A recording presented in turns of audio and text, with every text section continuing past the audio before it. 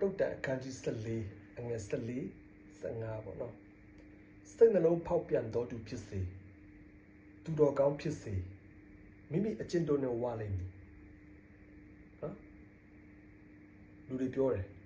စိတ်ထားကောင်းရင်ကံကောင်းမယ်နော်စိတ်ထားမကောင်းရင်ကံမကောင်းဘူးကျွန်တော်တို့ခရိယန်တွေကြပြန်တော့နော်ဖခင်စကားနဲ့အသက်ရှင်မှာစိတ်ထားကောင်းမှာဖခင်ရဲ့တကူအမိပြုမှာတန်ရှင်တော်ဝိညာဉ်တော်ကိုအမိပြုမှာယေရှုခရစ်တော်နာမတော်ဖြင့်တန်ရှင်တော်ဝိညာဉ်တော်ကိုအမိပြုမှာနှလုံးသားကောင်းမှာကိုယ်ကိုယ်လုပ်ယူလို့မရအောင်ဖခင်လုပ်ပြီးမှရမှာနှလုံးသားတဲ့စိတ်တဲ့ခန္ဓာကိုယ်တဲ့သွေးတဲ့ဖခင်စကားကိုထက်နေတဲ့အလွတ်ချက်နော်စိတ်ထားကောင်းလာမယ်လုပ်တာတွေပြောတာတွေမှန်လာမယ်စဉ်းစားဆုံးဖြတ်တာတွေမှန်လာမယ်နော်အဲ့ဒါလိုအသက်ရှင်မှာဖခင်စကားနဲ့အသက်ရှင်မှာကောင်းစားမယ်စိတ်ထားကောင်းမယ်စိတ်နှလုံးကောင်းစားမယ်နော်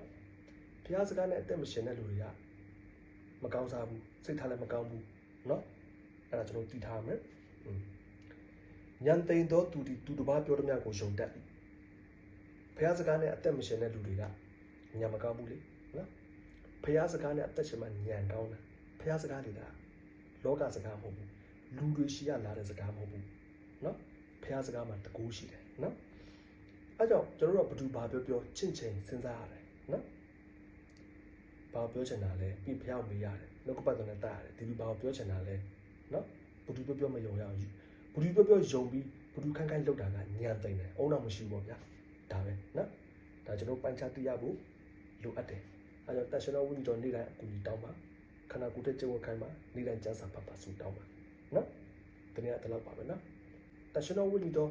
ဒီဗီဒီယိုကလစ်ကိုကြည့်ရှုတဲ့ညီကိုမောင်နှမတယောက်မှမကြံဘူးတန်ရှင်တော်ဝိညာဉ်တော်မီးဖြင့်နေ့တိုင်းတကယ်လို့မီးရှို့တော်မူပါသခင်ယေရှုခရစ်တော်နာမတော်ပြစုတောင်းကောင်းချီးပေးတယ်အာမင်